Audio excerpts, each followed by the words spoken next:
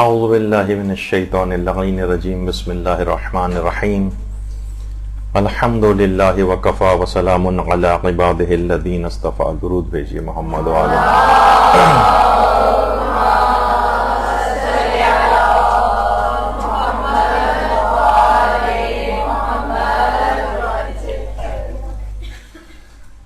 جیسے کہ آپ سب لوگوں کے علم میں ہے کہ ہم انتہائی اہم ترین مسائل تقلید کے اوپر گفتگو کر رہے ہیں، اور کچھ باتیں یقیناً اس میں خشک بھی آ جاتی ہیں، لیکن ایک دفعہ شروع ہی سے آپ کا ایک بیس بن جائے اور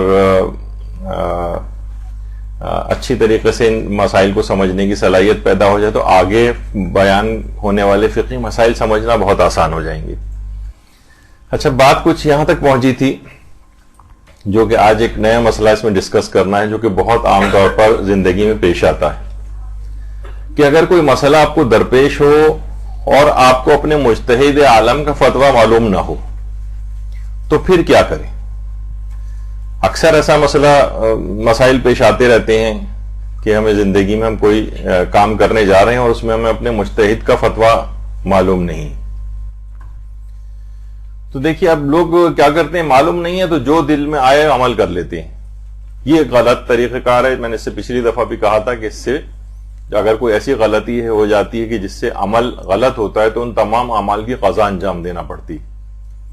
تو اگر کوئی ایسا مسئلہ درپیش ہو جائے جس کا حل آپ کے پاس نہ ہو، آپ کو اپنے مجتہد کا فتویٰ معلوم نہ ہو، تو آپ کو کیا کرنا چاہیے. اس میں کچھ اسٹیپس پہ عمل کیا جاتا ہے.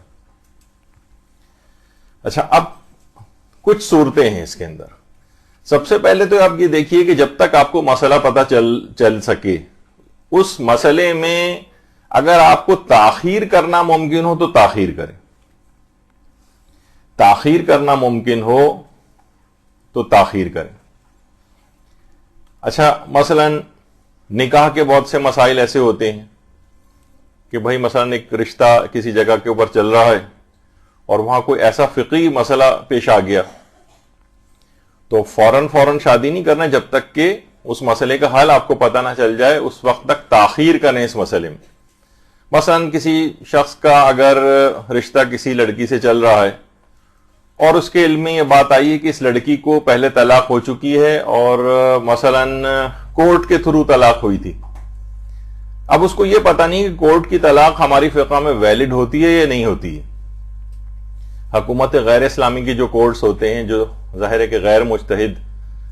اس میں فیصلے جاری کرتے ہیں، تو اس کو ہماری فقہ میں صحیح طلاق نہیں سمجھا جاتا. شرعی طریقے سے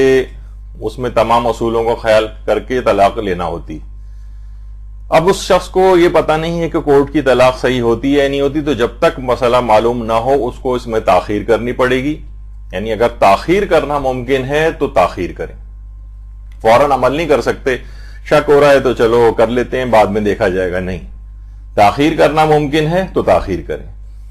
اچھا، اب بہت سے مسائل ایسے ہوتے ہیں جس میں تاخیر کرنا ممکن نہیں ہوتی. تاخیر کرنا اگر ممکن نہ ہو اور مسئلے پر ابھی ہی عمل کرنا ہو، مثلا نماز کا کوئی مسئلہ کسی کو درپیش ہے، اب تاخیر تو ممکن نہیں ہے کہ چلو جب تک جواب آئے گا 15 دن بعد نماز پڑھ لیں گے. نہیں، ابھی فوراً نماز پڑھنا ہے، قضا ہو جائے گی ورنہ. تو احتیاط کرنا ممکن ہو تو احتیاط کریں. مثلا اس کو پتہ نہیں چل رہا ہے کہ میں ایک سفر پر جا رہا ہوں، کتنے دن کے سفر پر مجھے نماز قصر کرنا ہوتی ہے اور کتنے دن کا اگر سفر ہو جائے تو مجھے نماز پوری پڑھنا ہوتی ہے. اب تاخیر کرنا تو ممکن نہیں ہے کہ یہ کہے کہ میں جب تک جواب آئے گا 1 مہینے بعد یا کچھ وقت گزرنے کے بعد میں تب نماز پڑھ لوں گا. تو تاخیر بھی یہ نہیں کر سکتا. اب یہ احتیاط کرے. احتیاط کے معنی کیا ہے؟ یہ نماز پوری بھی پڑھے اور قصر بھی پڑھے جب تک کہ اس کو صحیح مسئلہ پتہ نہ چلے. تو دیکھیے بہت ساری چیزیں ایسی ہیں کہ جس کے اندر بعض اوقات احتیاط کرنے میں عمل کو 2 دفعہ کرنا پڑتا ہے، اور بعض اوقات احتیاط کے معنی یہ ہوتے ہیں کہ اس کام ہی کو آپ نہ کریں. مثلا آپ گئیں اور کسی ریسٹورنٹ وغیرہ میں، سردیوں کا زمانہ ہے مثلا، وہاں پر کریب کا سوپ جو ہے وہ لے کر،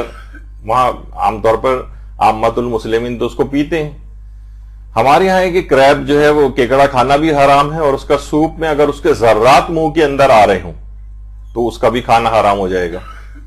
اب اس کو پتہ نہیں یہ سوپ ہمارے یہاں جائز ہے یا ہمارے یہاں جائز نہیں ہے۔ اب یہاں کیا ہے، تاخیر ظاہر ہے کہ 1 مہینے بعد تو آپ دوبارہ اس سوپ کو پینے کے لیے نہیں آئیں گے، وہ تو پھینک دیا جائے گا۔ احتیاط البتہ یہ ممکن ہے یہاں پر کہ ہم سوپ کو نہ پئیں۔ یہ والی احتیاط عام طور پر اس وقت بھی ہوتی ہے جب بغیر چھلکے کی مچھلی کا مسئلہ آتا ہے۔ مثلا شادیوں کے اندر آپ کو نہیں پتا کہ جس جگہ آپ گئی ہیں، ظاہر ہے کہ عام مسلمانوں کے اندر بغیر چھلکے کی مچھلی کا کھانا بھی جائز ہے۔ وہ کہتے ہیں بس مچھلی ہونی چاہیے، کسی بھی طرح کی سمندری مچھلی ہو اس کا کھانا جائز ہے، جبکہ ہمارے ہاں بغیر چھلکے کی مچھلی نہیں کھائی جا سکتی۔ اب یہاں پر مثلا آپ کسی شادی میں گئی اور سامنے آپ کے اس طرح کی کوئی چیز موجود ہے تو آپ کو احتیاط کرنا پڑے گی جب تک کہ صحیح بات پتہ نہ چلے۔ ایک تو یہ ہے کہ مچھلی ہمارے فقہ میں جائز بھی ہے، جائز نہیں ہے، اس سلسلے میں بھی احتیاط کرنی ہے کہ مچھلی جو ہے یہ ہے تو مچھلی ہے، لیکن اب یہ معلوم نہیں چل رہا ہے کہ چھلکے والی ہے یا بغیر چھلکے کی، تو اس صورت میں بھی احتیاط کرنی پڑے گی۔ حتیٰ کہ یہ چیزیں ان دواؤں کے سلسلے میں بھی ہیں جو مچھلی کے تیل وغیرہ، فش آئلز وغیرہ کا بھی یہی مسئلہ ہے، جو اس پہ ابھی میں تفصیل میں نہیں جا رہا، صرف یہ ہے کہ اس میں عام طور پر یہ بات لکھی ہوئی نہیں ہوتی ہے، سوائے اس کے کہ کاڈ فش وغیرہ ہے، کاڈ لیور آئل وغیرہ لکھا ہوتا ہے، تو کاڈ فش کی زیادہ تر اقسام ایسی ہیں کہ جو چھلکے والی ہیں اس میں ایک گنجائش نکلتی، لیکن عام طور پر فش آئلز وغیرہ جب تک کہ اس کا صحیح طور پر علم نہ ہو کہ کسی ایسی مچھلی کے تیل سے، ایسی مچھلی سے یہ چیز تیار ہوئی ہے، یہ تیل کہ جو کہ چھلکے والی تھی، تب اس کو کھا سکتے ہیں، اور معلوم نہ ہو تو پھر نہیں کھا سکتے اس کو، سوائے اس کے کہ کوئی بہت ہی زیادہ صحت کے اعتبار سے ضروری ہو اور اس کا کوئی آلٹرنیٹو نہ ہو تو پھر ایک الگ مسئلہ ہوتا۔ یعنی تاخیر کرنا ممکن ہے تو تاخیر کریں، احتیاط کرنا ممکن ہے تو احتیاط کریں۔ اچھا، بعض اوقات ایک چیز یہ بھی ہوتی ہے کہ تاخیر اور احتیاط دونوں ناممکن ہو جاتی ہیں، یعنی ہم نہ تو تاخیر کر سکتے ہیں نہ احتیاط کر سکتے ہیں۔ ابھی میں اس کی بھی مثالیں کچھ دیتا ہوں۔ تو پھر یہ مسئلہ اس میں ہوتا ہے کہ پھر اس مسئلے میں دوسرے بڑے مجتہد کے فتوے پر بھی عمل کر سکتے ہیں۔ ہمیں اپنے مجتہد کا فتویٰ نہیں پتہ چل رہا ہے نا، اور ہم تاخیر میں بھی نہیں ڈال سکتے مسئلے کو، احتیاط بھی نہیں کر سکتے ہیں، تو پھر آپ دوسرا بڑا مجتہد جو علم کے اندر ہے اس کے فتوے کو بھی مان سکتے ہیں۔ اچھا، اب دیکھیے عام طور پر یہ مسئلہ کب پیش آ سکتا ہے کہ جیسے رمضان چل رہے ہیں اور کچھ لوگ کہہ رہے ہیں کہ جناب کل عید ہے، کچھ لوگ روزہ رکھے ہوئے ہیں، اور اب ہمیں اپنے مجتہد کے مطابق، اب ان کے فتوے کے مطابق ہمارے پاس تحقیق نہیں ہے، اب تاخیر بھی نہیں کر سکتے ہیں، احتیاط بھی نہیں کر سکتے ہیں۔ ہاں، البتہ ایک طرح کی احتیاط اس میں ہو سکتی ہے، وہ یہ ہو سکتی ہے کہ آپ سفر پہ چلے جائیں، یعنی اپنے روزے کو قصر کر لیں، جان بوجھ کر بھی اپنے رمضان کا واجب روزہ بھی قصر کیا جا سکتا ہے ظہر سے پہلے بشرطے کہ اس سفر کو کر لیا جائے، جان بوجھ کر بھی۔ یہ مسئلہ جب ہم تفصیل سے بیان کرتے ہیں تو واقعتاً اس کی بہت ساری اپلیکیشن ہے جو پریکٹیکل بھی ہیں۔ یہ ترغیب نہیں دلائی جا رہی کہ ہم اپنے رمضان کے روزے کو جو ہے وہ چھوڑیں، ایک شرعی حکم بتایا جاتا ہے۔ بہت سارے ایسے مسئلے پیش آتے ہیں کہ جیسے امتحانات کا مسئلہ ہے، بہت سارے طالب علم جن کے امتحانات رمضانوں میں آ جاتے ہیں اپنے روزوں کو قضا کرنے لگتے ہیں، تو اس کا آسان ترین حل یہ ہے کہ روزے کو ان شرائط کے تحت قصر کر لیا جائے۔ آپ سحری کر کے آپ نکل جائیں، پتہ چلا 2-2.5 گھنٹے کے اندر اپنے روزے کو قصر کر کے واپس آ جائیں، بعد رمضان اس روزے کی قضا کر لیں، ایک شرعی ایک وہ حل نکلتا ہے۔ بہت سارے ایسے افراد ہوتے ہیں جو کہ 21 رمضان کا جو جلوس آتا ہے مولا کی شہادت والا، اس کے اندر بہت سارے انتظامی کام ان کو کرنا پڑتے ہیں، شدید گرمیاں کا زمانہ بھی ہوتا ہے، اس میں بہت سے مسائل کو نہ جاننے والے روزوں کو اپنے قضا کر دیتے ہیں، تو اس گناہ سے بچنے سے زیادہ بہتر بلکہ واجب ہو جاتا ہے کہ اس کو آپ اپنے آپ کو اس گناہ سے بچائیں۔ تو ایک طریقہ یہ ہے کہ اپنے روزے کو اس انداز سے قصر کر لیں۔ تو روزے کے اندر تو یہ چیز ہوتی ہے، لیکن مثلا کچھ اور مثالیں ایسی دی جا سکتی ہیں کہ جیسے مثلا کوئی عورت ہے، اس کو اپنا آپریشن کروانا ہے، اب اس کو یہ مسئلہ پتہ نہیں ہے کہ نامحرم مرد سے اپنے آپریشن کروایا جا سکتا ہے جسم کا یا نہیں، اب یہ تاخیر بھی نہیں کر سکتی کہ بہت سی ایسی بیماریاں ہوتی ہیں کہ تاخیر ممکن نہیں ہے، احتیاط بھی ممکن نہیں ہے، یعنی کروانا ہی پڑے گا ورنہ یہ عورت مر جائے گی مثلا۔ اب یہاں پر ہے کہ نہ تاخیر ممکن ہے نہ احتیاط ممکن ہے. یہاں پر پھر دوسرے بڑے مجتہد کا آپ فتویٰ پتہ کر لیں, جو بھی اویلیبل ہو اس کے فتوے کے مطابق عمل کر لیں. تو اچھا, کچھ علماء یہ بھی کہتے ہیں کہ اس میں تاخیر اور احتیاط اگر ہو بھی سکتی ہو, تب بھی اگر فتویٰ پتہ نہ چل رہا ہو تب بھی دوسرے بڑے مجتہد کی بات مانی جا سکتی, چاہے تاخیر کرنا بھی ممکن ہو چاہے احتیاط کرنا بھی ممکن ہو, تب بھی دوسرے بڑے مجتہد کی بات مانی جا سکتی. اچھا, اب یہاں پر ایک مسئلہ یہ آتا ہے کہ ہم نے دوسرے بڑے مجتہد کی بات پر عمل کر لیا, لیکن بعد میں پتہ چلا کہ اس کا فتویٰ تو ہمارے اپنے مجتہد کے فتوے کے خلاف تھا, یعنی اس کے بالکل برخلاف فتویٰ تھا. آپ کو پتہ ہے کہ مجتہدین کے فتاوے میں اختلاف نظر پایا جاتا ہے, اور دوسرے بڑے مجتہد کی آپ نے بات مان لی تو معلوم یہ چلا کہ نہیں, ان کا فتویٰ تو ہمارے مجتہد کے فتوے سے الگ ہے. اب کیا ہوگا؟ تو اس پہ علماء نے یہ کہا کہ بہرحال وہ آپ کا عمل صحیح سمجھا جائے گا اور آپ گناہگار نہیں ہوں گے. البتہ کچھ علماء یہ کہتے ہیں کہ اگر کوئی ایسی عبادت تھی کہ جو کہ باطل ہوتی ہے, یعنی کوئی ایسا مسئلے کے اوپر آپ نے عمل کر لیا دوسرے مجتہد کا کہ جس سے ان کے فتوے کے مطابق نماز باطل ہوتی, تو آپ ان اعمال کی قضا کر لیں. آپ کہیں گے کہ بھائی پھر فائدہ کیا ہوا, یعنی ہم قضا ہی کرنی تھی تو پھر ہمیں تو اس مسئلے کے اوپر عمل کرنے کا فائدہ کیا ہوا؟ تو فائدہ یہ ہوا کہ آپ گناہگار نہیں ہوئی. اگر آپ اپنی مرضی سے جیسا تیسا عمل کر لیتی ہیں اور وہ بعد میں باطل ہوتا تو قضا اس وقت بھی کرنا پڑتی, لیکن اس وقت گناہ بھی آپ کو ملتا پلس آپ کو قضا بھی کرنا پڑتی. اب کیونکہ آپ نے اپنے فقہی حکم کے اوپر عمل کیا ہے کہ دوسرے بڑے مجتہد کی بات مانی جائے, تو ٹھیک ہے, اگر وہ عبادت اس عمل کرنے کے نتیجے میں باطل ہوتی ہے تو اس کی قضا کرنا پڑے گی. فائدہ یہ ہوگا کہ آپ کو گناہ نہیں ملا, اور یہ بہت بڑا فائدہ ہے,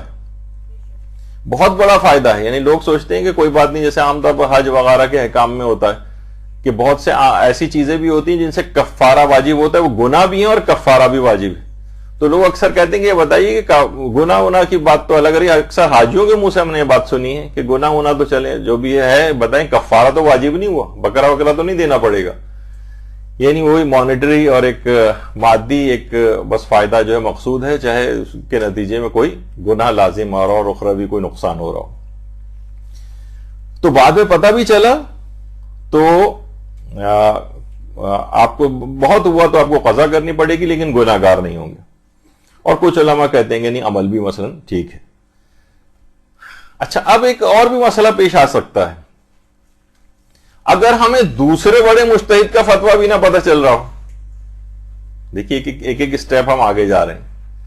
دوسرے, انہوں نے کہا نا دوسرے بڑے مجتہد کی علم میں بات مان سکتے ہیں جو علم میں دوسرے نمبر پہ ہو,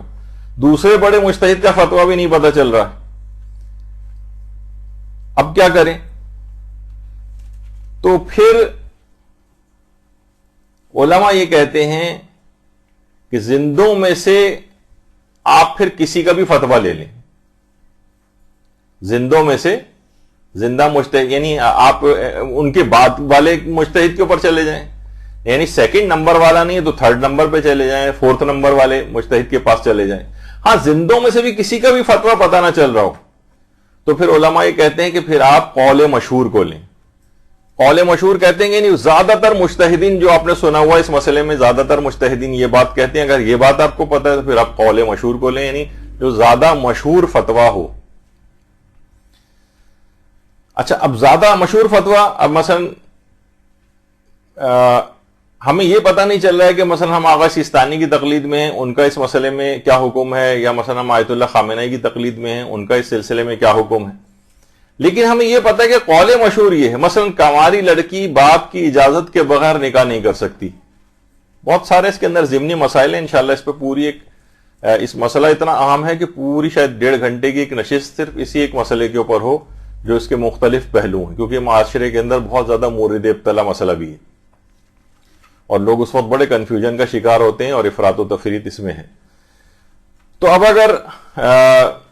آپ کو پتہ ہے قول مشہور کے باپ کی اجازت کنواری لڑکی کے لیے ضروری ہے, حتیٰ کہ فقہ حنفی کی بھی علماء کی اکثریت یہ بات کہتی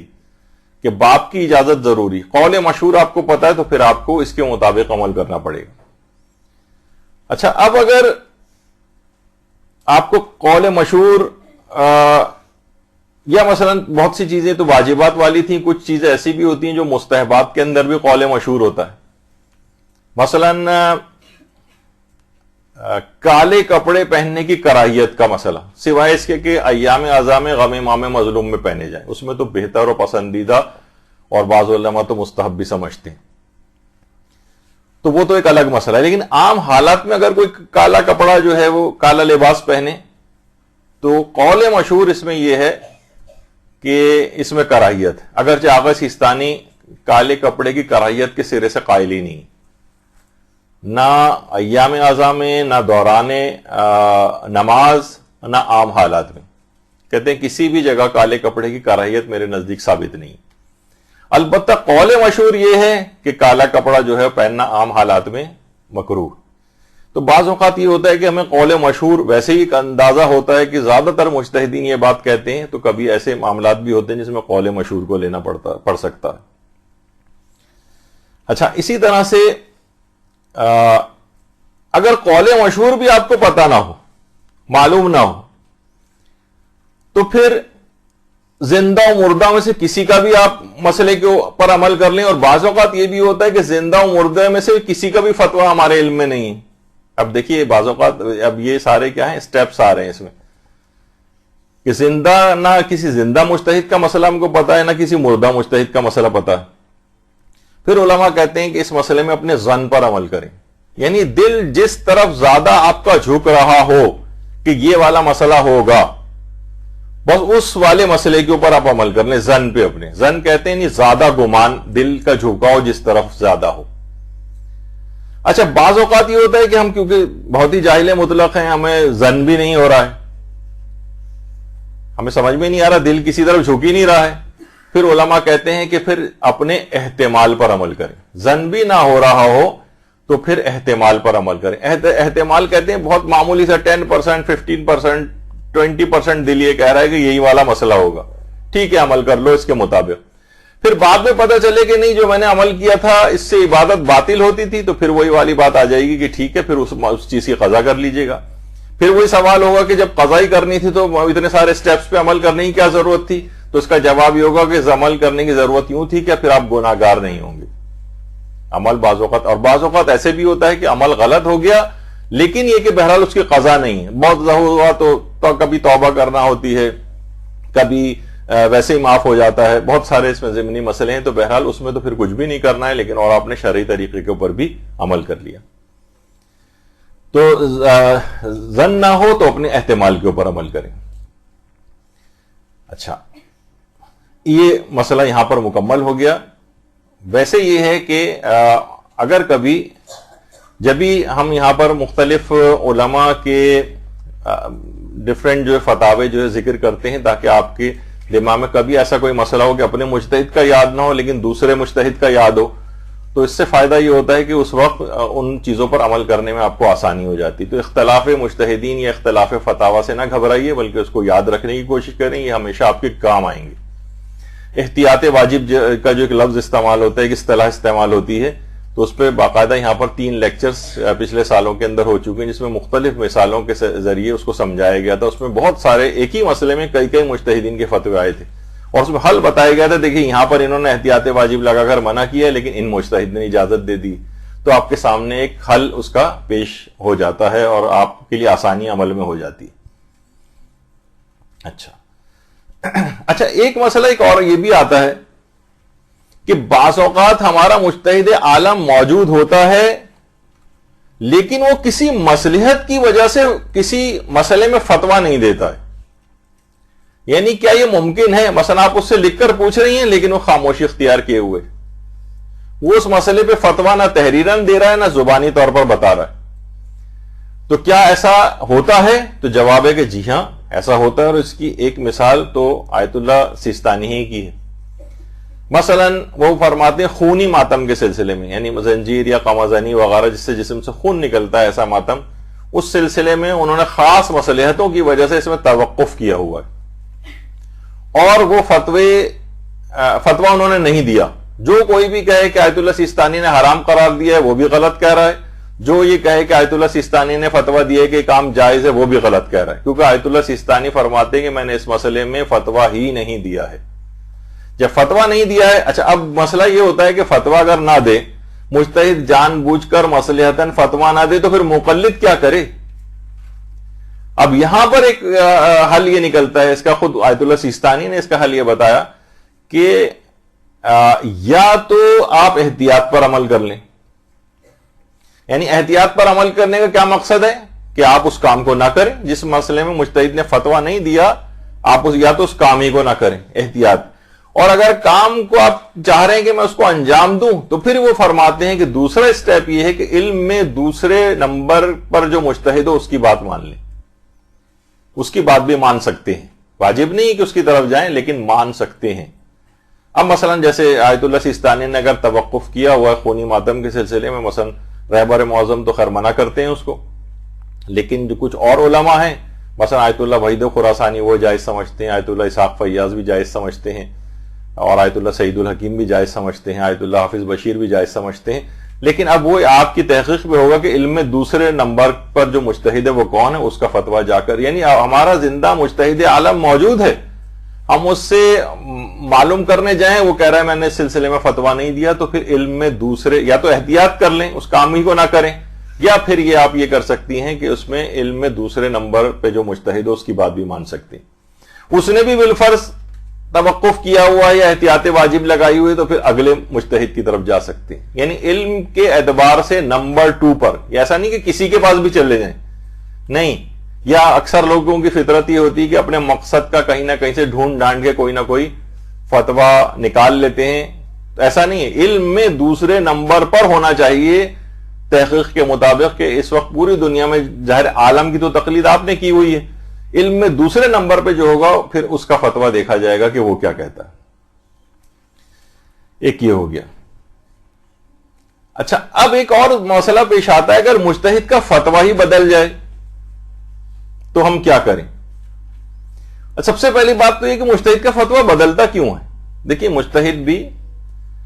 ایک ایسا شخص ہے, وہ کوئی امام معصوم تو نہیں ہے, اور خود امام معصوم کا بھی علم ایک جگہ رکا ہوا نہیں ہے بلکہ مسلسل ہر آن اس میں اضافہ ہوتا جاتا ہے. یعنی ہمارے جو معصومین علیہم السلام ہیں, درود بھیجیے محمد علیہ,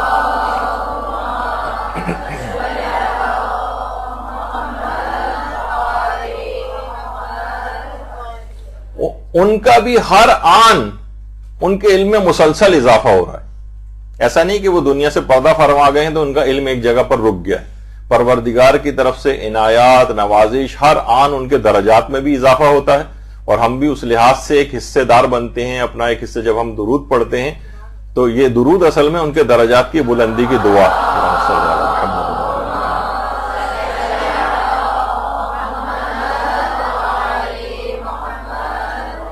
تو مجتہد کا علم بھی بڑھتا رہتا ہے تو اسے اپنی کوئی نہ کوئی غلطی پتہ چل جاتی ہے, یا مثلا اس کو یہ پتہ چل جاتا ہے کہ میں نے جس راوی کے اوپر یہ فتویٰ دیا تھا وہ راوی اس بعد میں ضعیف نکلا, میں اس پہ اعتماد کر رہا تھا, اب فتویٰ کچھ اور ہو جائے گا.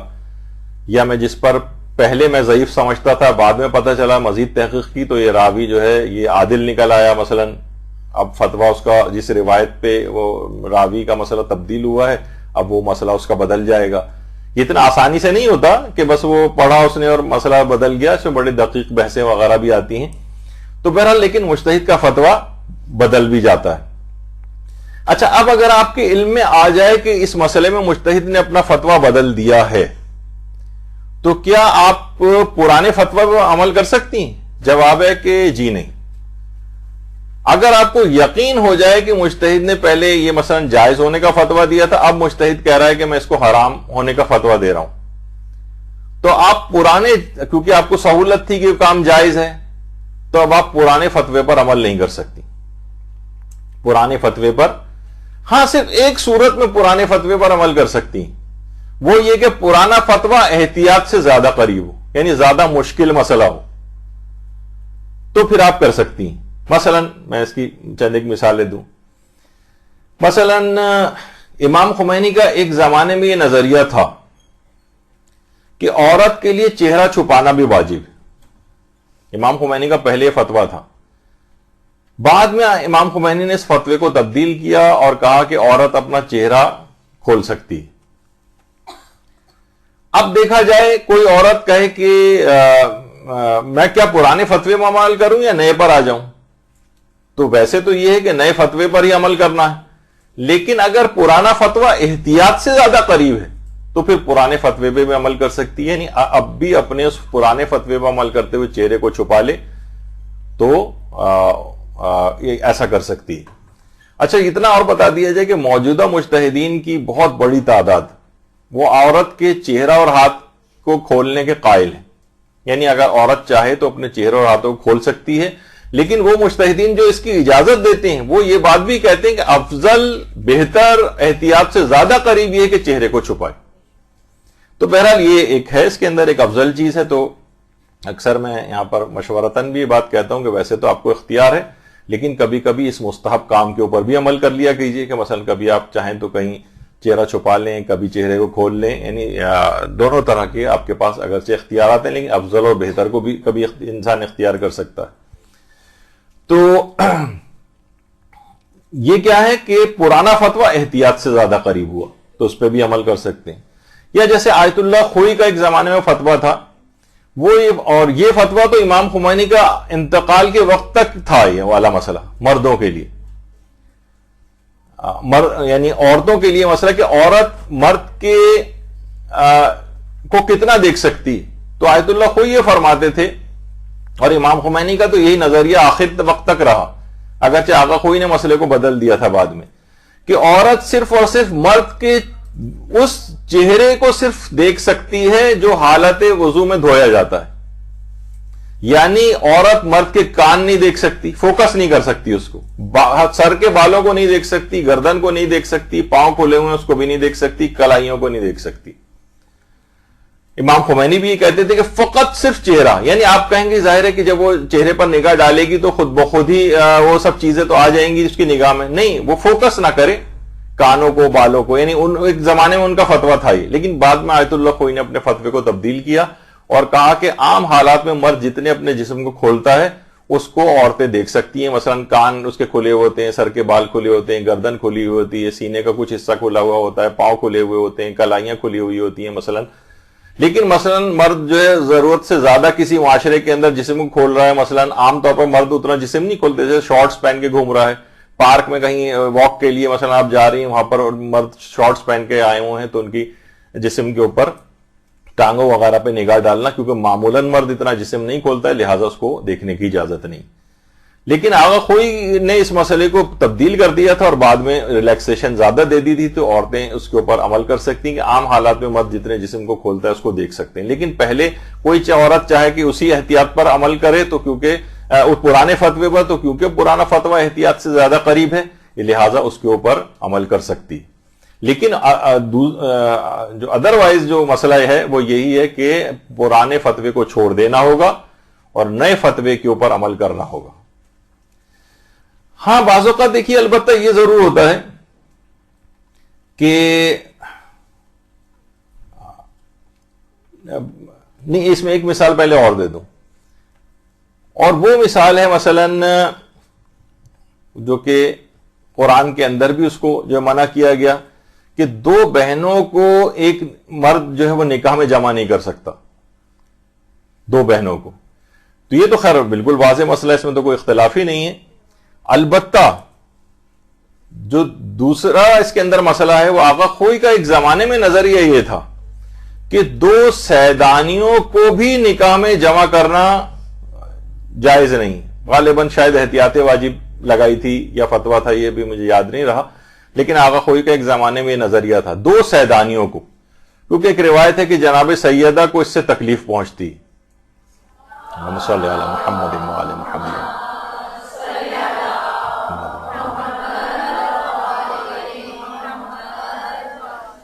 باقی کوئی اور مشہور مراجع میں سے فی الحال کسی کا یہ نظریہ نہیں ہے, لیکن آقا خوئی کا ایک زمانے میں تھا. بعد میں پتہ چلا مزید تحقیق کی تو راویوں کا ایک مسئلہ اس کے اندر نکل آیا جس پہ آقا خوئی نے اس مسئلے کو تبدیل کیا, اور بہرحال پھر مسئلہ حرام سے ہونے سے مکروہ کی طرف چلا گیا. تو بہرحال یعنی دو سیدانیوں کو نکاح میں جمع کرنا، یعنی اگر دوسری شادی کرنی بھی اگر اس کو ہے تو پھر کسی غیر سید عورت سے کرے گا، ایک سیدانی پہلے سے، یا کوئی غیر سید سے اس کی ہے تو پھر وہ دوسری ایک سیدانی عورت جو ہے وہ اس سے شادی کر سکتا ہے۔ لیکن پہلے سے بھی سید بیوی ہو اور ایک اور سیدانی سے کرنا چاہے تو آغا خوئی پہلے منع کرتے تھے، البتہ بعد میں انہوں نے اس فتوے کو ریلیکس کر دیا تھا اور مکروہ اس کو قرار دیا تھا۔ تو بہرحال اس میں بھی آپ نے دیکھا کہ بعض اوقات پرانا جو فتویٰ ہوتا ہے وہ مثلا احتیاط سے زیادہ قریب ہوتا ہے تو اس پر بھی عمل کیا جا سکتا ہے، یا مثلا آغا خوئی کا آیت اللہ سیستانی کا مسئلہ ایک اور ہے کہ پہلے جو فتاوی آیت اللہ سیستانی کے آئے تھے اس میں جراف جو ہوتا ہے اس کو حلال گوشت جانور قرار دیا تھا، لیکن اس کے بعد سے مسلسل جو فتوی آیا اس میں آیت اللہ سیستانی نے زرافے کو بھی حرام جو ہے وہ قرار دیا ہے، یعنی ایک لحاظ سے ان کا کہا جائے کہ فتویٰ جو ہے تبدیل ہوا اس مسئلے میں۔ تو بعض اوقات مجتہد کا فتویٰ ہمیشہ کے لیے، زیادہ تر تو فتوے 99.99% تقریباً ایسے ہی ہوتے ہیں، لیکن مجتہد بہرحال فتوے کو بدل بھی سکتا ہے اور اس کی مثالیں بھی اس موجودہ زمانے میں بھی موجود ہیں۔ اچھا، اور اس میں ایک ضمناً ایک چیز آ جائے کہ یہ بھی بتا دیا جائے کہ آیت اللہ سیستانی کے نزدیک شتر مرغ جو ہے وہ بھی حلال گوشت جانوروں میں سے ہے۔ یہ ایک بہت زیادہ آج کل مجتہدین کے خلاف جو افراد کام کر رہے ہیں، بعض اوقات وہ احادیث جو ہیں وہ نقل کر رہے ہوتے ہیں، بعض جگہ لکھ کے لگاتے ہیں، یہ دیکھیے حدیث معصوم شتر مرغ کا گوشت کھانا مثلا جائز نہیں ہے، اور یہ دیکھیے آیت اللہ سیستانی کا فتویٰ کہ جائز ہے۔ یہ دیکھیے مثلا آیت اللہ سیستانی مور کے گوشت کو بھی حلال سمجھتے ہیں، اور بڑی دقیق بحثیں ہیں اس میں، بہت سی کچھ روایات، چند ایک روایات جو کہ یہ لوگ سامنے پیش کرتے ہیں، چند روایات آیت اللہ سیستانی مور کو حلال گوشت جانور سمجھتے ہیں، شتر مرغ کو بھی حلال گوشت جانور سمجھتے ہیں، اور اس کے پیچھے دلائل ہیں، لیکن کیا ہے کہ جاہل افراد جو ہیں وہ عام طور پر اس طرح کی سوشل میڈیا کے اوپر مجتہدین کے خلاف کرنے کے لیے، یہ دیکھیے یہ اپنی رائے کو مجتہد جو ہے وہ قول معصوم کے سامنے لے کر آ رہا ہے، جبکہ ان سب کے اندر بڑے دقیق بحثیں ہیں، کتنی روایات ہیں، کتنے اصول کار فرما ہے اس کے اندر کہ پرندے کے اندر آئیں گے، یہ زمین پہ خشکی پہ چلنے والے جانوروں کے اندر آئیں گے، ان کے راوی کون کون سے ہیں، ممسوخات کا ایک مسئلہ آتا ہے کہ بہت سے جانور جو مسخ ہو گئے ہیں، بہت سی روایات میں جو پرانے قومیں تھیں جو کچھ گناہوں کے باعث مسخ ہو گئی تھیں، تو ان میں جانوروں میں ان کا تذکرہ بعض اوقات ہوتا ہے، پھر جو ممسوخات جتنے ہیں کیا وہ سب حرام گوشت بھی ہیں، یعنی ان کی بحثیں ایک بڑی دقیق بحثیں جو ایک مجتہد ہی کر سکتا ہے، لیکن اس کے اندر جاہل افراد بھی دخل دینے لگے، اس وجہ سے میں نے ان کا تذکرہ بیچ کے اندر کر دیا، البتہ مسئلہ تھا زرافے کے گوشت کا۔ اچھا، لیکن ایک مسئلہ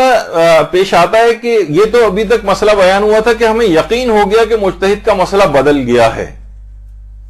بعض اوقات یہ ہوتا ہے کہ صرف شک ہوتا ہے کہ ہمیں مجتہد کا فتویٰ بدلا یا نہیں بدلا، صرف ہم نے سنا ہوتا ہے، سنا ہے کہ بھائی آیت اللہ سیستانی نے مسئلہ بدل دیا ہے، کچھ لوگ کہہ رہے ہیں، بعض اوقات کچھ علماء بھی کہہ رہے ہوتے ہیں، لیکن ہمیں یقین نہیں آ رہا ہوتا، سنی سنائی ٹائپ کی بات ہوتی۔ اس صورت میں جب آپ کو صرف شک ہو کہ مجتہد نے اپنے فتوے کو بدلا یا نہیں بدلا، تو واجب ہے کہ آپ وہی پرانے والے مسئلے کے اوپر باقی رہیں۔ اچھا، اب کیا آپ کے لیے تحقیق کرنا ضروری ہے کہ بھائی ہم جب سن رہے ہیں کہ یہ مسئلہ بدل گیا ہے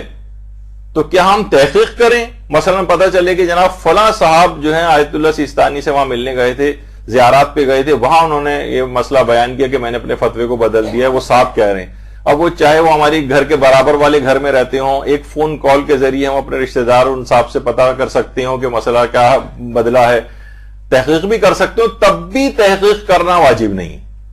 یعنی آپ اسی پرانے فتوے کے اوپر جبکہ صرف یہ شک برقرار ہے، آپ اپنے شک کو یقین میں بدل سکتی ہیں، تب بھی واجب نہیں کہ آپ بدلیں۔ ہاں، لیکن آپ کہیں کہ بھئی ہو سکتا ہے کہ میں ابھی نہیں معلوم کر رہی، تو بعد میں جا کے ہو سکتا ہے مجھے پتہ چل جائے، ابھی پوچھ لیتی ہوں، تو اسلام نے اس کو بھی منع نہیں کیا ہے، آپ چاہیں تو تحقیق کر کے صحیح طور پر ایک یقینی صورتحال پتہ کر سکتی، لیکن صرف شک ہو تو تحقیق کرنا بھی واجب نہیں ہے اور پرانے فتوے میں باقی رہیں۔ ہاں، جب یقین ہو جائے کہ فتویٰ بدل گیا ہے تو پھر نئے فتوے کے اوپر آنا پڑے گا۔ اچھا، اب بعض اوقات دیکھیے یہ ہوتا ہے کہ معلوم یہ چلتا ہے کہ یہ تو لوگوں والی بات ہو گئی، بعض اوقات یہ ہوتا ہے کہ نہیں، مجتہد نے اپنی کتاب میں جو نیا ایڈیشن آیا ہے کتاب کا، اس میں مسئلے کو بدل دیا۔ مثلا ایک میں اس کی مثال دوں، جیسے منہاج الصالحین جو آیت اللہ سیستانی کی فتووں کی کتاب ہے، اس میں رمضان میں پچھلے ایڈیشنز کے اندر اگرچہ یہ چیز ان میں سے ہے کہ ابھی تک وہی پرانی والی چیز جو آیت اللہ سیستانی کی جو ویب سائٹ ہے، جو حتیٰ کہ جو عربی ویب سائٹ ہے اس میں جو منہاج الصالحین کا اپڈیٹڈ ایڈیشن ہے اس تک کے اندر اس مسئلے کو نہیں ڈالا گیا ہے تبدیل کر کے، یعنی وہ مسئلہ ابھی تک اسی سائٹ کے اوپر ایسا ہی موجود ہے، جبکہ نئے چھپا ہوا جو منہاج الصالحین ہے اس میں فتویٰ بدل گیا ہے۔ وہ رمضان میں اگر کوئی شخص نسوار منہ میں رکھے تو اس سے کیا روزہ باطل ہوتا ہے یا نہیں ہوتا؟ خواتین کو ظاہر ہے اس میں زیادہ تر انٹرسٹ نہیں ہوگا، لیکن کچھ ہمارے شمالی علاقہ جات کی خواتین ہیں وہ اس کے اندر، کیونکہ جو ان نشوں کے عادی ہوتے ہیں ان کے لیے رمضان میں ان سے ودڈرال کتنا مشکل کام ہو جاتا ہے۔ تو بہرحال مجتہدین استفتاءات کے اندر تو الگ بیان کیا، وہ تو ہم ابھی بیان نہیں کرنا چاہ رہے، تو لیکن نئے ایڈیشن کے اندر سے یہ والا مسئلہ نکال دیا گیا ہے۔ تو بعض اوقات دیکھیے یہ ہوتا ہے کہ جو پرانے ایڈیشن ہوتے ہیں اس میں ایک مسئلہ موجود ہوتا ہے، نئے ایڈیشن سے وہ چیز نکال دی گئی ہوتی ہے یا فتویٰ بدل دیا گیا ہوتا ہے، تو پھر آپ کو نئے والے کے اوپر ہی عمل کرنا پڑے گا۔ البتہ بہت سی چیزیں ایسی ہیں جو اپڈیٹ نہیں ہوئی ہیں ویب سائٹس کے اوپر، وہ میں نے آپ کو پچھلی دفعہ ویب سائٹوں کا مسئلہ بتا دیا تھا کہ اس میں کچھ اس طرح کے کچھ سقم اور کچھ کمیاں موجود ہیں جس کو بہتر کرنا چاہیے۔ اچھا، اب ایک اور مسئلہ اس کے اندر یہ آتا ہے کہ ہم نے کسی کو مسئلہ بتایا اور مجتہد نے وہ مسئلہ بدل دیا بعد میں، یعنی ہم نے غلط نہیں بتایا تھا، ہم نے تو جو مجتہد کا فتویٰ تھا وہی بتایا، لیکن مجتہد نے ہی فتویٰ بدل دیا اور ہمارے علم میں یہ بات آ گئی، تو کیا ہم اس شخص کو جا کر بتائیں کہ دیکھیے وہ جو میں نے فتویٰ آپ کو بتایا تھا اب یہ فتویٰ مجتہد نے بدل دیا اور اب یہ فتویٰ ہو گیا ہے، کیا یہ واجب ہے؟ تو جواب یہ ہے کہ نہیں، اس کو یہ بتانا واجب نہیں، یہ آپ کی ذمہ داری نہیں۔ ہاں البتہ بتانا چاہیں تو بتا بھی سکتی ہیں، لیکن آپ پر یہ واجب نہیں کہ مجتہد نے اگر فتویٰ بدلا ہے تو آپ کے لیے اس کی تصحیح کرنا ضروری نہیں۔ ہاں البتہ کب یہ مسئلہ پیش آتا ہے؟ جب آپ نے کسی کو مسئلہ بتایا لیکن وہ غلط مسئلہ بتایا تھا، تو حتی الامکان اس کی کریکشن کرنا ضروری۔ مثلا آپ میں سے بہت سی طالبات ایسی ہوں گی کہ جو مجالس پڑھتی ہیں، اور مجالس میں بہت سی طالبات ذرا اتنی زیادہ مسائل کی مہارت نہیں ہوتی ان کی، اور عام طور پر جو علماء وغیرہ ہیں ان کی تقاریر سے وہ نکال لیتی ہیں مسئلے اور وہ کہیں بیان کر دیے، ایک آدھ نے کسی نے ان سے ذرا کاؤنٹر کوئی سوال کر لیا تو ظاہر ہے کہ وہ صرف تقریر کی حد تک انہوں نے رٹا مارا ہوا تھا، باقی تو ادھر ادھر کا پتہ نہیں تھا ان کو، تو غلط مسئلے بھی بیان ہو جاتے ہیں۔ تو اگر کہیں انہوں نے اس انداز سے کہیں کوئی غلط مسئلہ بیان کیا اور وہی مجمع بالفرض ان کو دوبارہ مل جاتا ہے، حتی الامکان ان کو اس صحیح مسئلے کی کریکشن کرنا ضروری ہے، واجب ہے ان کے اوپر، کیونکہ آپ نے ایک مسئلہ غلط بتایا تھا تو اس کی کریکشن کریں۔ لیکن ہاں مجتہد اگر بدل دے مسئلے کو تو وہ بتانا جو ہے وہ واجب نہیں ہے آپ پر۔ غلط بتایا تو پھر ایک الگ مسئلہ ہو جاتا ہے، پھر اس کو کریکشن کرنا ضروری ہے۔ اور اس میں ایک آخری مسئلہ، اس جو ابھی ہم جو کہ مجتہد کا فتویٰ معلوم نہ ہو تو کیا کریں، اسی کے ضمن میں ایک مسئلہ ایک آتا ہے کہ بعض اوقات کوئی مسئلہ آ کر آپ سے پوچھتا ہے، تو کیا آپ اپنی تقلید کے مطابق اس کو مسئلہ بتائیں گی یا جو دوسرا شخص ہے اس کی تقلید کے مطابق بتائیں گی؟ تو دیکھیے اس کے اندر بھی علماء یہ کہتے ہیں کہ اگر آپ کو پتا ہے کہ سامنے والا شخص یہ کسی دوسرے مجتہد کی تقلید میں، تو پھر آپ کو اگر اس مجتہد کا فتویٰ پتا ہے تو وہ آپ بتائیں گی اس کو۔ مثلا کسی نے آ کر نماز کا کوئی مسئلہ پوچھا، آپ کو پتا ہے کہ آپ کا رشتہ دار ہے یا سہیلی ہے کسی اور مجتہد کی تقلید میں، تو اگر آپ کو ان مجتہد کا فتویٰ پتا ہے تو وہ آپ بتائیں گی، اور اگر آپ ان مجتہد کا فتویٰ نہیں پتا تو آپ کہہ دیں گے نہیں ان کا فتویٰ میرے علم میں نہیں ہے، میرے البتہ جو مجتہد ہیں وہ یہ والی بات کہتے ہیں۔ یہ بھی کہنا ضروری نہیں، بہرحال ان کا فتویٰ جو ہے اگر آپ کے علم میں نہیں ہے تو آپ اپنے مجتہد کا فتویٰ نہیں بتائیں گے۔ ہاں البتہ اگر سامنے والا اپنی تقلید نہیں بتا رہا ہے، آپ کو بھی نہیں پتا ہے کس کی تقلید میں، اور اس نے آ کر آپ سے اگر سوال پوچھا کہ اس مسئلے کا کیا حال ہے، تو آپ اپنی تقلید کے مطابق اس کو جواب دے سکتی ہیں۔ یعنی اگر آپ کو دوسرے کی تقلید پتا نہیں تو آپ اپنے مجتہد کے فتوے کے مطابق جواب دے سکتی ہیں، لیکن اگر آپ پتا ہے کہ دوسرے مجتہد کی تقلید میں ہے اور دوسرے مجتہد کا فتویٰ آپ کے مجتہد کے فتوے سے الگ ہے تو وہی والا فتویٰ بتانا پڑے گا۔ اگر آپ کے علم میں ہے اور نہیں پتا تو آپ ایکسکیوز کر لیں گے مجھے اس کا علم نہیں۔ تو یہ ایک اس کے اندر اس بات کا جو ہے وہ خیال رکھنا بہت ضروری ہے ان مسائل کے اندر. ہاں ایک مسئلہ اس کے اندر اور آتا ہے. بعض اوقات یہ ہوتا ہے کہ دو قابل اعتبار ایک ہی مجتہد کے الگ الگ فتوے بتاتے ہیں, تو پھر آپ کس کی بات مانیں گے؟ کس کے فتوے کے مطابق آپ عمل کریں؟ یعنی آپ نے ایک مسئلہ ایک عالم سے پوچھا, انہوں نے کچھ بتایا, آپ اس کے بعد کسی دوسرے عالم کے مثلا درس میں بیٹھی جا کر انہوں نے اس کے برخلاف بتایا. اچھا, یا یہ ضروری نہیں عالم والا ہی مسئلہ ہو, مثلا کوئی دو قابل اعتبار اشخاص بھی ہو سکتے ہیں جو غیر عالم ہیں لیکن دونوں ایک ہی مسئلے میں الگ الگ فتویٰ نقل کر رہے ہیں. وہ کہہ رہے ہیں نہیں آقا سیستانی مثلا یہ کہہ رہے ہیں, وہ دوسرا کہہ رہا ہے نہیں میں نے تو ان کا یہ والا فتویٰ دیکھا ہے قابل اعتبار. البتہ ایسا ہو کہ ایک تو قابل اعتبار ہے اور ایک لاپرواہ ہے, تو پھر لاپرواہ کی بات نہیں مانیں گے, پھر اسی ایک قابل اعتبار کی بات مانیں گے. اچھا, یا یہ کہ ایک مسائل کا ماہر ہے اور ایک بالکل ہی مسائل میں ناقابل اعتبار ہے, تو جو مسائل فقہ کا ماہر ہے آپ اس کی بات مانیں گی. اچھا, لیکن اگر دونوں ہی عالم ہوں اور دونوں ہی ماہر ہوں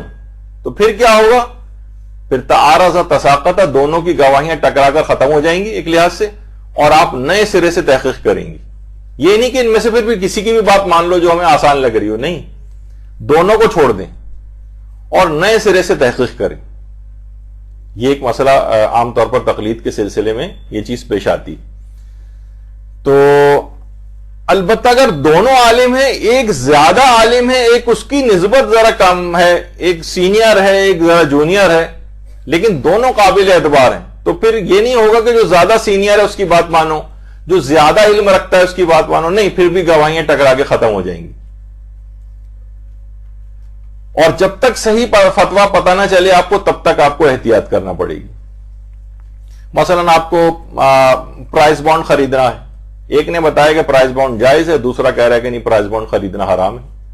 اب آپ یہ نہیں کہیں گے کہ چلو یہ جو جائز بتا رہا ہے یہ اسی کی بات مان لیتے ہیں, ذرا اس میں ایک سہولت مل رہی ہے. نہیں, دونوں کی باتیں, کیونکہ دونوں قابل اعتبار ہیں, دونوں ہی مثلا عالم ہیں, کم اور زیادہ کا تو مسئلہ نہیں ہے, تو دونوں کی گواہیاں ایک لحاظ سے ٹکرا کر ختم ہو جائیں گی, اور جب تک صحیح مسئلہ پتہ نہ چلے تب تک پرائز بانڈ نہیں خریدیں گے. تو اس طرح سے مسئلہ ہوتا ہے. اچھا, اب ایک زیادہ اس کے اندر پیچیدگی والی بات یہ ہوتی ہے کہ قابل اعتبار شخص نے ایک فتویٰ بتایا لیکن رسالہ عملیہ میں کچھ اور نکل آیا, یعنی جو کتاب مجتہد کی دیکھی اس میں کچھ اور لکھا ہوا ہے, قابل اعتبار عالم دین نے الگ بتایا. یا ہم خود مجتہد کے پاس گئے, زیارت پہ ہم نے ڈائریکٹ ان کی زبان سے ایک مسئلہ سن لیا, بعد میں آ کر دیکھا تو ان کی فتووں کی کتاب میں اس کے برخلاف لکھا ہوا تھا. دیکھیے بعض اوقات یہ بھی ہوتا ہے نا, اور بعض اوقات یہ بھی ہوتا ہے کہ مجتہد کی جو کتابیں ہیں, ایک مجتہد ایک کتاب تو نہیں لکھتا, کئی کتابیں لکھتا ہے, تو مجتہد کی کتابوں ہی کے اندر بعض اوقات کنفلکٹ ہو گیا, فتوے کی کتاب میں کچھ اور ہے, جو فتاوی استفتاء کی جو کتاب ہے اس کے اندر مسئلہ کچھ اور نکلا. تو یہ ایک بڑا پیچیدہ ایک مسئلہ جو ہے وہ بن جاتا ہے. اب اس میں دیکھیے کچھ علماء تو یہ کہتے ہیں کہ مجتہد کی زبان پہلے نمبر پر آتی ہے, اس کی تحریر دوسرے نمبر پر آتی ہے, اور کوئی بتانے والا شخص وہ تیسرے نمبر پہ آتا ہے. اچھا, بعض اوقات مجتہدین کی جو کتابوں میں ٹکراؤ ہوتا ہے, مثلا توضیح المسائل میں کچھ اور نکلا اور منہاج الصالحین میں کچھ اور نکلا. تو مثلا آیت اللہ خوئی سے بھی سوال پوچھا گیا تو انہوں نے کہا نہیں منہاج الصالحین مقدم ہے. تو مجتہد خود ہی اپنی کچھ کتابوں کے اوپر زیادہ اعتبار کے دو مسئلوں میں اگر کہیں ٹکراؤ آپ کو محسوس ہو, ایک میں کچھ اور ہے اور منہاج الصالحین میں کچھ اور ہے, ایک استفتاء میں کچھ اور ہے جو کہ ان کے دفتر سے موصول ہوا ہے اور کتاب کے اندر کچھ اور ہے, تو پھر منہاج الصالحین یا مجتہد کی لکھی ہوئی کتاب جو ہے وہ معتبر ہوتی. اور کچھ علماء اس میں یہ بھی کہتے ہیں کہ نہیں, اگر ان سب میں آپس میں ٹکراؤ ہو جائے تو جب تک آپ کو نئے سرے سے تحقیق کریں, یہ سب ٹکرا کر ختم ہو جائیں گے, اور نئے پھر آپ جب تک نئی تحقیق کے بعد کوئی نتیجہ جو نکلے پھر اس کی وہ والی بات مانیں آپ. تو دیکھیے ان میں ایسا نہیں ہے کہ آپ نے دیکھا کہ بالکل ایک دم سے ایک چھوٹ اور ایک آسانی مل جائے, بلکہ اس کے اندر بھی بہت سارے ضمنی مسائل ہوتے ہیں. اللجن اللجن يا مولا اللجن اللجن اللجن اللجن اللجن اللجن اللجن يا صاحب السماء اللجن